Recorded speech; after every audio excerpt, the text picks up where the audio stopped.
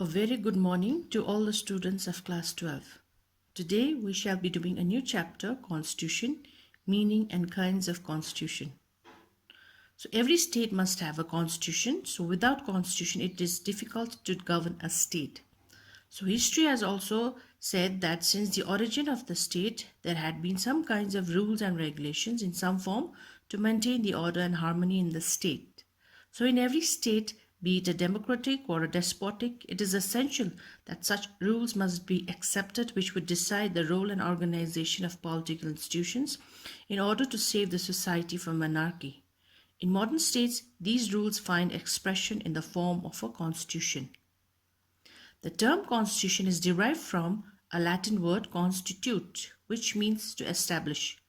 The constitution is a basic document of a state. It is the fundamental rule of a state which regulates the distribution of powers within the organs of the government. Now there are some definitions. Let's have a look at some of the definitions. According to Aristotle, constitution is the way in which citizens who are the component parts of the state are arranged in relation to one another. Woolsey defines it as the collection of principles according to which the powers of the government, rights of the governed, and relations between the two are adjusted. According to George Cornwall Lewis, he defines constitution as the arrangement and distribution of sovereign power in the community or the form of the government. Austin goes on to define constitution that it fixes the structure of supreme government. So on these definitions given above, we can say that the constitution is the fundamental law of the land. It may be written or unwritten. It deals with the composition and power of the government, deals with the rights of citizens, deals with the relationship between the government and the governed. It is the supreme law of the land and it must be followed by its components. Now, why is there a need for a constitution? Why do each of the countries need a constitution? A constitution is needed for a variety of reasons: to curb the powers of the government by fundamental law, to protect the rights of the individuals, to establish the principle of rule of law, to save the state from monarchy, to define the operation of the sovereign power of the state, to limit present and future generations from arbitrary government. Now we shall have a look at the different kinds of constitution, written and unwritten.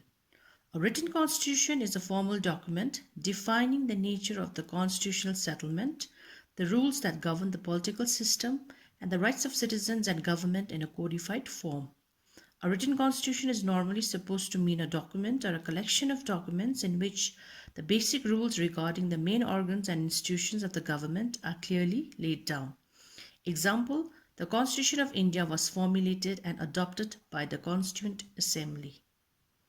An unwritten constitution.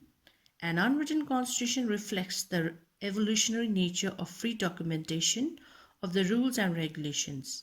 First, they are practiced, and by a continuous practice, they become part of the Constitution. The Constitution of Britain is the best example of an uncodified constitution. It is a type of constitution where the fundamental rules often take the form of customs, usage, and precedent, and a variety of statutes and legal instruments. A new condition or situation of government may be resolved by precedent or passing legislation. The Constitution can also be classified on the method of amendment to the Constitution. So in a flexible Constitution, there is no distinction between ordinary law and constitutional law. Both are enacted in the same way and their source is also the same. Constitution may be written or largely based on conventions. They are amended in the same way. No special procedure is required for amending the ordinary or the constitutional law. The Constitution of Britain is a classic example of flexible constitution. Parliament in Britain is sovereign. In Britain, constitutional changes can be made by following the same way as an ordinary law is enacted. The courts have no authority of review. Rigid constitutions are those which require a special procedure for the amendment of the constitution.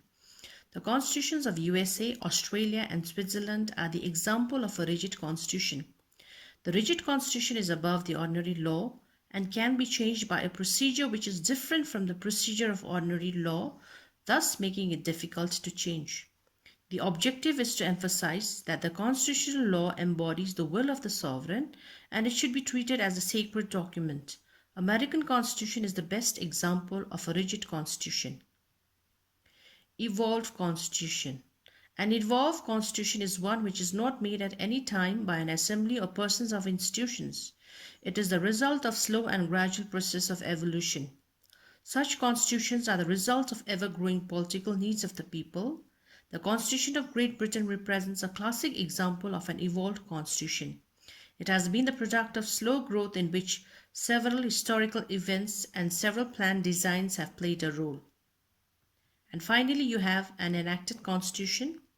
An enacted constitution is a man-made constitution.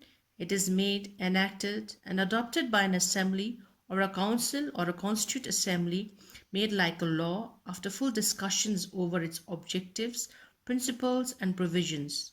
It is written in a form of a book and in a systematic and formal manner. The constitutions of the USA, India, Japan, China, and most of the other states enacted constitution. So today we had a look at the different kinds of constitution.